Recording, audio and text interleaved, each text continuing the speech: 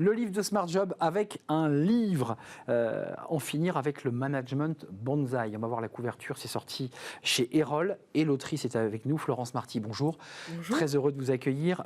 D'abord, j'ai dit que j'aimais le titre parce que je trouve ce titre très intéressant, très imagé. C'est une très belle image qui raconte qu'on ne s'épanouit pas quand on est un collaborateur dans un espace trop étroit, trop petit.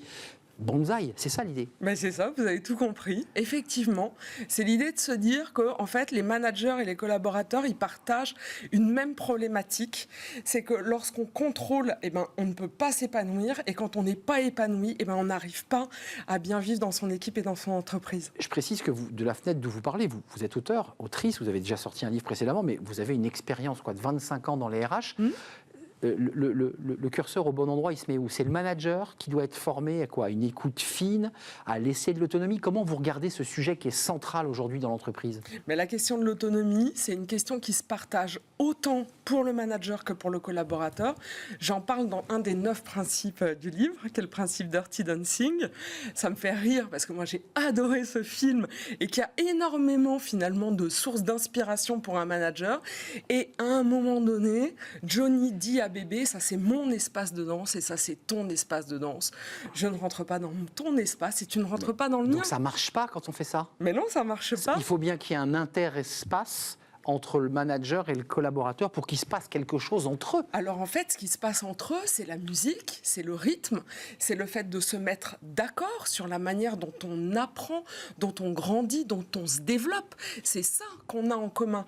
Mais le manager ne peut pas faire à la place du collaborateur, il ne peut pas danser à la place de son collaborateur, et le collaborateur ne peut pas non plus se substituer à celui qui à un moment donné doit guider, organiser. Donc chacun a sa juste place. Ben voilà. Un mot, Florence, que je trouve intéressant, c'est mettre KO son ego. Oui. Alors ça, c'est vraiment intéressant parce que, en fait, vous placez déjà une dimension d'ego chez le manager, donc de quoi? D'une sorte de posture, un petit peu de pouvoir et de puissance?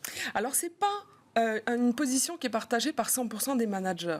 Mais c'est vrai que de manière un petit peu culturelle, quand on est manager, vous voyez, j'ai repris le management d'une équipe il n'y a pas longtemps et les gens me félicitent pour cette promotion. J'ai pas l'impression... Et pour votre sourire, non? Parce que vous souriez comme ça avec vos collaborateurs? Mais tout le temps. Quelle énergie incroyable. Tout le temps. Mais... c'est pas tellement une promotion, je suis pas au-dessus d'eux, c'est une mission, le management. Et donc un partage dans votre esprit. En fait, moi j'ai une mission à un moment donné de développer, évidemment, de faire passer les informations.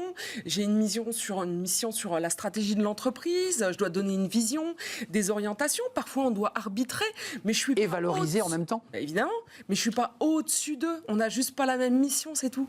Mais la philosophie de ce livre, quand on écrit un livre, on part d'une idée, on marche dans la rue, on se dit, il faut que j'écrive là-dessus. Oui. Qu'est-ce qui vous a poussé, avant de nous quitter, à ouvrir votre ordinateur et à sortir ce livre qui existe bel et bien chez Erol? Je l'ai depuis 10 ans en tête, ce livre, 10-15 ans. Parce que j'ai fait de la formation et ce que j'ai vu, c'est que les managers, finalement, me disaient, j'ai l'impression de manager des gamins. J'ai l'impression de devoir toujours tout contrôler. Ils se plaignent de ça et ils le vivent assez mal. Et en même temps, on est dans des organisations en France qui poussent les managers à contrôler leurs équipes. À processer de plus en plus et à faire du contrôle. Alors, exactement. Dans l'effet bonsaï, j'ai distingué 3 formes d'effet bonsaï. Une forme sérieuse, une forme sévère, une forme sérieuse et une forme modérée. Dans la forme sérieuse, on a les dominants, les méfiants et les gestionnaires. Alors, vous voyez, quand vous dites on pilote par le chiffre, on fait des reporting, ça, c'est les gestionnaires. C'est-à-dire qu'à un moment donné, et finalement, au moment du Covid, ça a pu être un petit peu difficile. On a mis en tête l'idée qu'on pouvait piloter les gens par des chiffres. C'est pas totalement vrai, en fait. Est-ce qu'on peut piloter une autrice aussi passionnée par le temps? Et si je vous invite à revenir sur le plateau de Smart Job?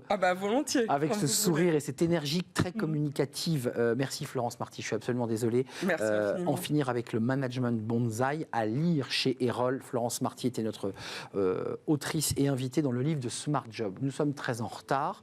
Merci de votre fidélité, merci à toute l'équipe, merci à Alice à la réalisation, merci à Saïd au son. Je le dis très vite, en accéléré comme dans les pubs. Et merci à Nicolas Juchat à la programmation. Je vous dis à très bientôt, bye bye.